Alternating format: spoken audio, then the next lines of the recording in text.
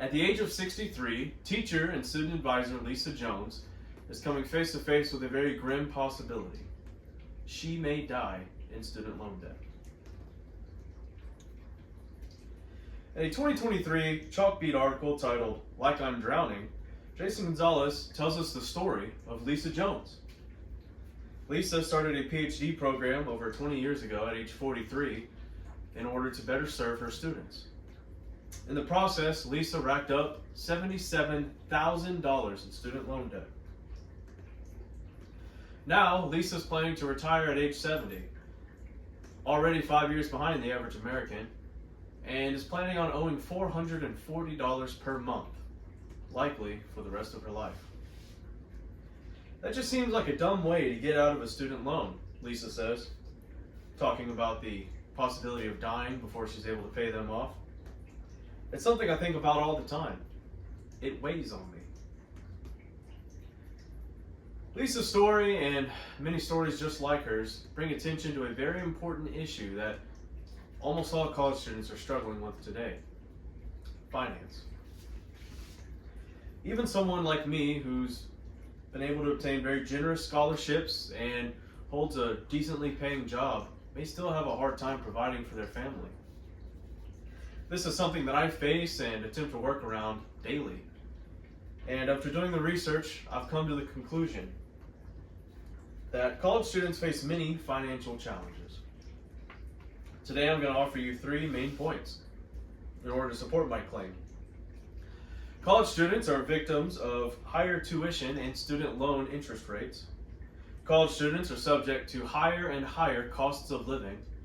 And college students suffer great opportunity costs that over time can greatly affect their long-term financial plans. Now that I've discussed with you my 3 main points, allow me to dive into the first. College students are victims of rising tuition rates and student loan interest rates. College tuition has greatly increased in the recent years.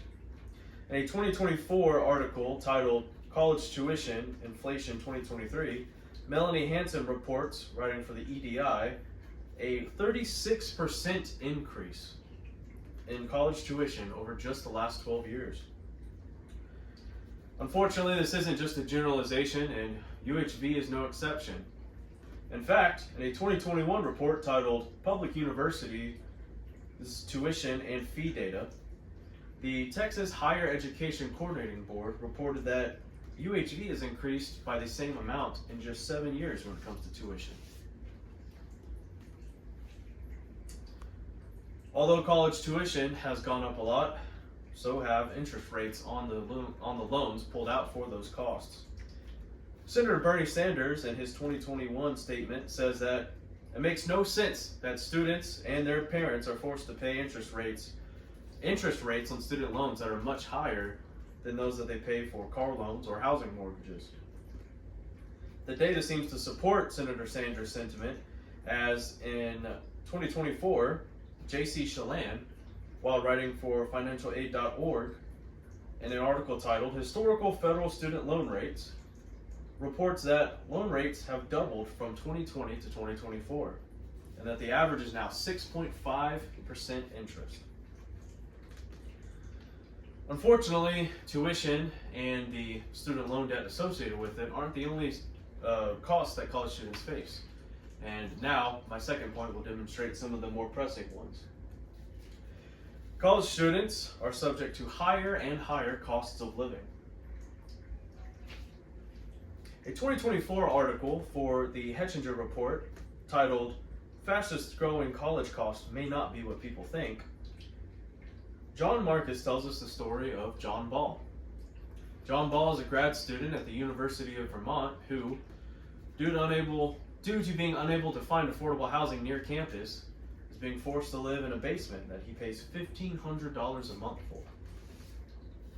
Unfortunately, John's story isn't unique, and Johanna Alonso says, while writing for the IHE in her 2023 article titled "Rental Prices Are Slowing Down, Except in Student Housing," that student housing has increased by 8.8% since 2022, while normal housing has increased on average only 4.5%. Inflation and price increases on essentials such as food have also gone up since the COVID-19 pandemic. The U.S. inflation calculator stated in 2024 in an article titled Current U.S. Inflation Rates 2000 to 2024 that inflation increased 20% from 2021 to 2024, while the 3 years before that only increasing by 7.7% from 2017 to 2020. The U.S. Department of Agriculture stated in their 2024 article titled Summary Findings that food has increased by 25% from 2020 to 2023. Food costs have increased by 25% from 2020 to 2023. Unfortunately, attending college and the cost of living while attending are still potentially not even the main costs that students incur, as my third point will go on to demonstrate. College students suffer higher opportunity costs. College students suffer great opportunity costs, which could impact their long-term financial goals. The Britannica Money defines opportunity cost as opportunities foregone in the choice of one expenditure over others. Attending college comes with great opportunity costs while students are enrolled. In a 2023 Liberty Street economics article titled The Cost of College Continues to Climb, Jason Abel and Richard Dietz report that the average college student loses, on average, $120,000 in wages over the 4 years that they attend in order to obtain a bachelor's degree. Opportunity costs are also incurred in investment potential for students due to a lack of disposable income. Tessa Campbell and Jake Safane, in a 2024 article for Business Insider titled Average Market Return, a Historical Perspective and Future Outlook, report an average of 12.9% on the S&P 500, which is considered a pretty conservative investment account. When accounting for compounding interest, this can make a sizable difference in, yes, just 4 years, but also potentially over the long-term financial plan for many college students. Opportunity costs make students face long-term financial consequences, which may last for much longer than the time that they attended school. Compounding interest rates don't only affect returns on investments, like discussed just a moment ago, they also affect the interest occurred on student loan debt. According to the Federal Student Aid Loan Simulator, a $30,000 loan with the average of a 6.7% interest will take a student 25 years to pay off. And when it's all said and done, that student will have paid $67,000 for that $30,000 loan. This creates a significant opportunity cost compared to non-degree holders who, over the 25 years and the 4 years attending college, have a lot more opportunity to invest and save and diversify their finances.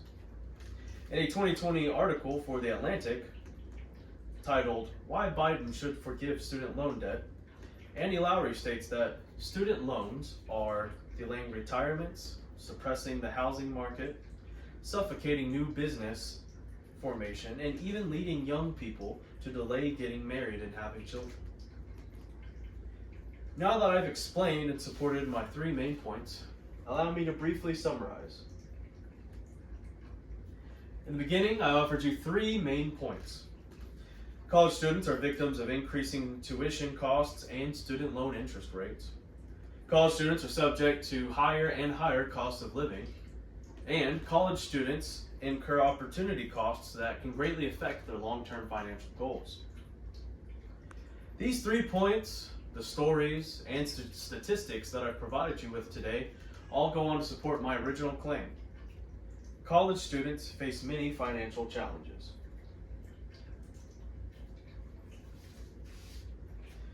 In the beginning, I told you about Lisa Jones, who unfortunately will most likely die with a large amount of debt left to her name. Like Lisa, most of us believe that gaining a college degree could greatly impact our lives and potentially even the lives around us. But, like Lisa, most of us also don't want to live and potentially die while still in debt.